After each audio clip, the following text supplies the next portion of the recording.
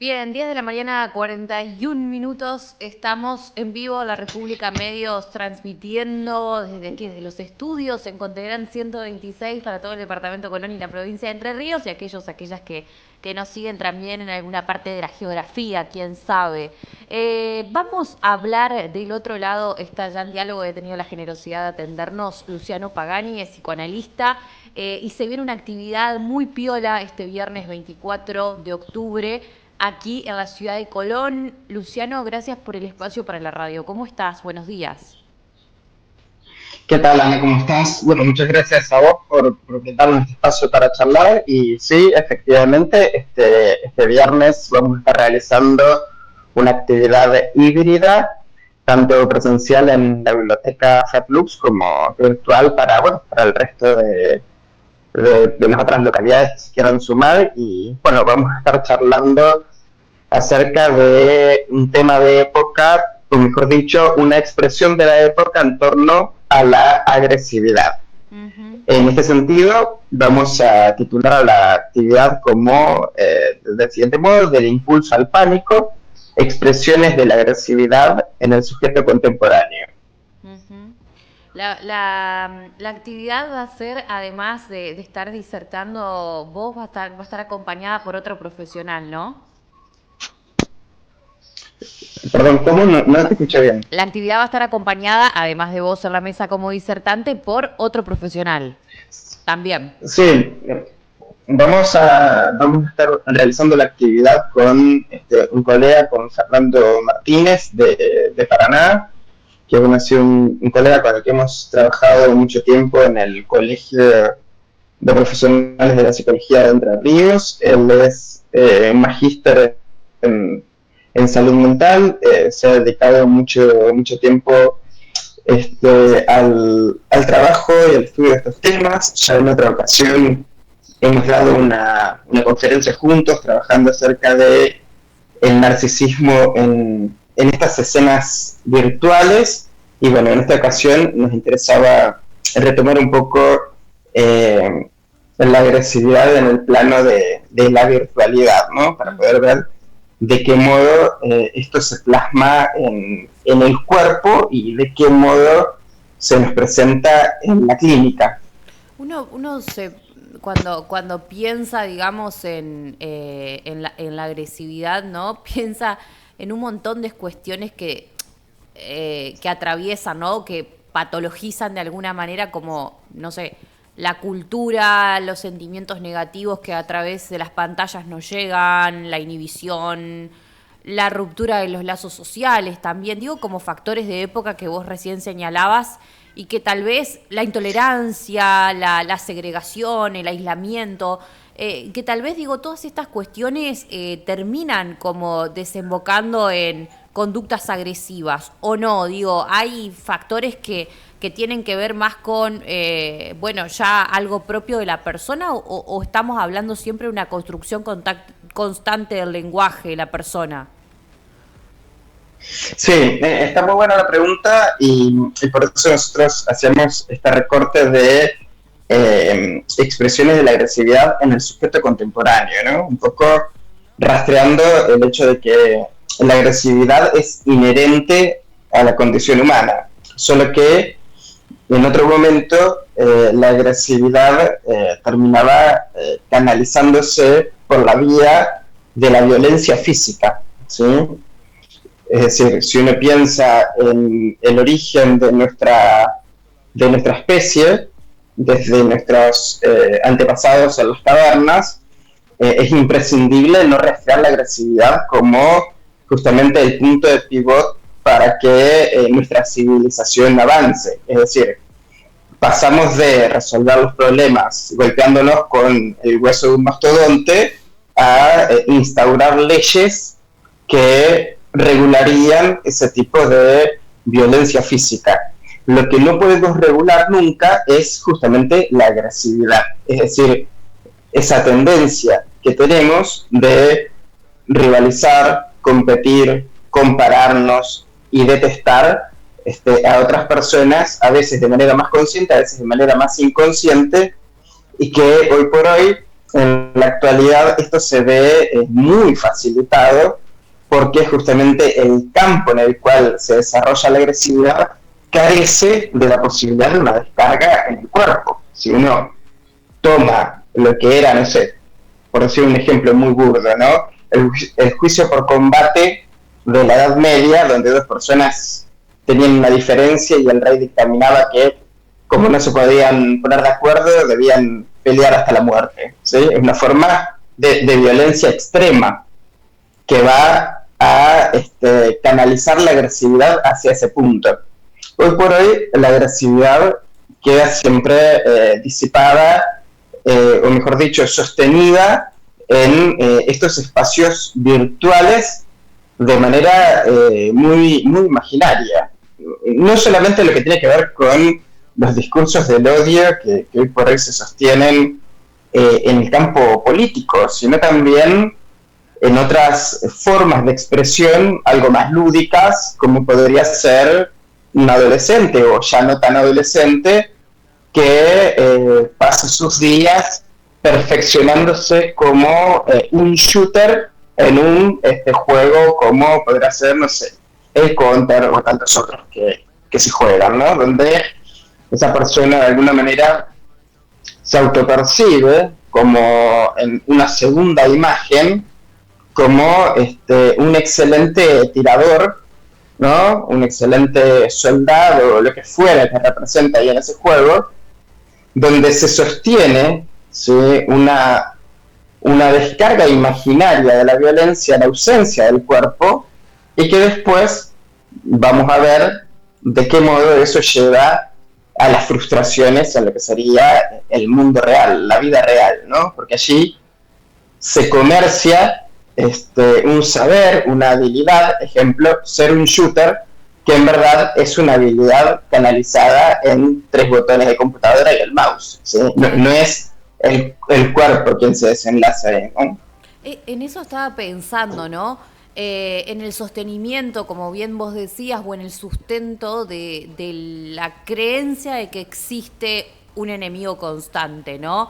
Y sí, sostener esto, o sea, sostener a ese enemigo constante, lo digo desde una cuestión transversal, porque vos, o sea, podemos mencionar el escenario político, podemos mencionar un videojuego, podemos mencionar ese enemigo a la hora de un partido de fútbol, podemos mencionarlo en tantos otros escenarios, pero digo, el sustento del enemigo, la existencia de ese enemigo que provoca, ¿no?, como una cuestión de persecuta, ¿no? De instalar efectos que desencadenan de alguna manera la agresividad. Y qué difícil salirse también de ese modelo cuando todo lo que nos rodea parece como señalarte el enemigo, ¿no? Como constantemente.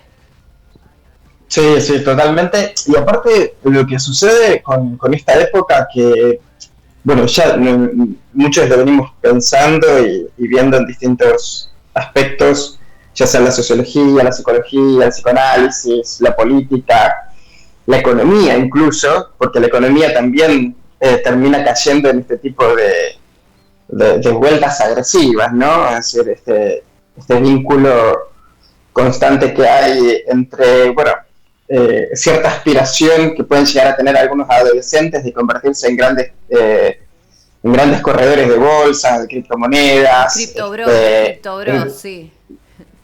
Sí, y de repente encontrarse justamente con esa agresividad tan obturada en todo esto, ¿no? Porque al fin y al cabo es como ir a apostar sin mucha certeza, ¿no? Es decir, eso también es algo que va a ir aumentando esta agresividad. Pero volviendo a lo que vos me decías, y después retomamos eso si querés, esta tendencia a la persecución y a un enemigo constante que empieza a forjar la época, y lo que veníamos notando, decía, de distintos campos, es que de alguna manera nuestra tendencia algorítmica que hemos plasmado en redes sociales nos va llevando a esto, ¿sí? Un poco a la síntesis o a dejar cada vez más a cielo abierto lo que es la condición humana en su peor aspecto, ¿sí? En su aspecto justamente no atravesado por lo civilizatorio, por la civilización,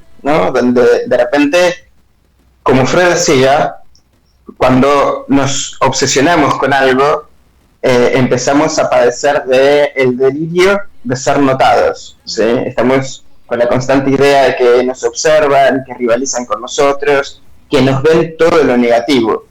Y justamente es una época que genera este tipo de persecuciones, claro. Porque no hay posibilidad de parcializar la crítica, sino que toda crítica es totalizadora. Si alguien de repente, no sé, cuestiona el plan económico de un gobierno, desde el gobierno se va a responder a toda crítica posible. No se toma una crítica puntual para ver qué se está diciendo, sino que toda crítica es totalizadora, es persecutoria, ¿no? Claro. Entonces, ¿verdad? Sí. No, que también es como que parece que el fundamento o la excusa de que hay derecho a la libertad de expresión se confunde un poco con la libertad de agresión, ¿no? De agresión verbal y de odio en la escena pública, en el discurso público, en la construcción de presente, ¿no?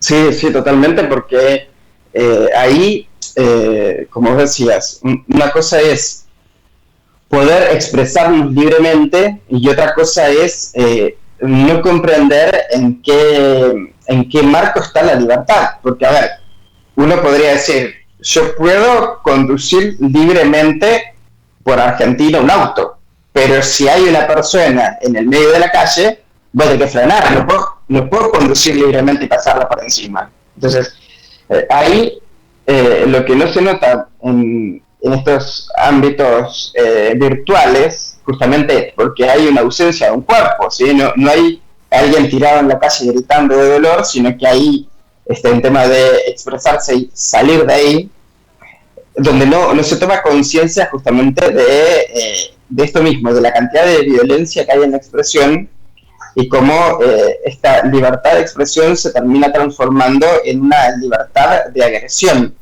Entonces, creo que ese es un punto filosófico fundamental de la época, es decir, de qué manera hablamos o criticamos o nos expresamos. ¿Cómo opera, Calucho, en esto la ruptura del lazo social? Porque se habla mucho de esto en esta época y tiene que ver con, bueno, parece que todo apunta a destruir lo colectivo, lo común, lo que uno puede compartir con el otro. Se fagocita eso a través de lo digital, el individualismo, la cuestión súper de bueno, sálvese quien pueda. Digo, ¿cómo opera entonces la agresividad frente a, parecería un escenario bastante dado para que se profundice mucho más si no hay un lazo social o un sentido de pertenencia que de alguna manera te saque de esa, ¿no? Sí, totalmente, porque además el sentido de pertenencia de alguna manera se ha roto en el sentido de ciertos contratos sociales, no sé, códigos de convivencia, si vamos a una escuela, distintas formas de poder pensar un poco acerca de cómo afecta al otro, porque yo insisto mucho en esto de que el psicoanálisis siempre ha tomado una postura de la subversión del sujeto, es decir, de cambiar una posición en la cual esa persona se ve repitiendo algo que lo encarcela y lo afecta, ¿sí? Pero a su vez, romper ese encarcelamiento debe ser algo que tenga en cuenta el lazo social, porque sin lazo social no hay posibilidad de bienestar, es decir, nadie se siente bien haciendo lo que se le antoja sin que al otro, sin pensar en el otro. Ahí necesariamente falta pensar en cierta retroactividad de los vínculos y eso va justamente horadando los lazos sociales que por eso se ven completamente atravesados por una polarización que tampoco queda muy bien claro cuál es el punto al fin y al cabo que se está discutiendo, ¿no? De repente hay eslogans que vacían de sentido algunos significantes, ¿no? Como por ejemplo libertad. Sí. ¿Mm? Bueno, digo, además estamos constantemente ante situaciones, escenas, hechos súper violentos, ¿no? Desde agresividad, vos mencionabas recién lo que está pasando en escuelas, hasta, no sé, los femicidios, hasta hechos de violencia en la calle, en una cancha. Digo, de repente parece que todo está súper violento y no tenemos que ver la pantalla de lo que pasa en Capital Federal para dar cuenta de esto. Pasa acá en nuestras comunidades más chicas del departamento Colón, de la provincia de Entre Ríos, ¿no? Ataques por homofóbicos, por identidades sexuales, no sé, y así podríamos seguir enumerando los hechos que lamentablemente atraviesan a nuestras comunidades. Digo, esto se va a estar mencionando en la charla también, escenas así puntuales o hechos.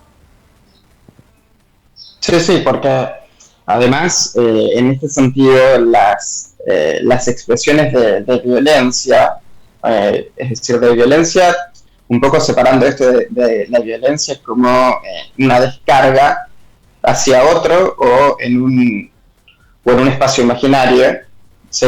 Y la agresividad como aquella tendencia frente a la cual debemos hacer frente, eh, es una cuestión importante, ¿no? Porque al fin y al cabo, en este sentido, uno puede encontrar que, ejemplo, en el debate político, por decir algo tan en boga de la agresividad, podrá haber alguien que esté buscando subir todo el tiempo el tono de la violencia del discurso, lo cual obviamente va a producir en quien recibe esa violencia un estado interno de agresividad. ¿Mm? Y ahí en esa cuestión es importante, por supuesto, que cada cual pueda censurar ese estado agresivo y no responder con la misma moneda, porque si no, bueno, terminamos de vuelta en las cavernas, ¿no?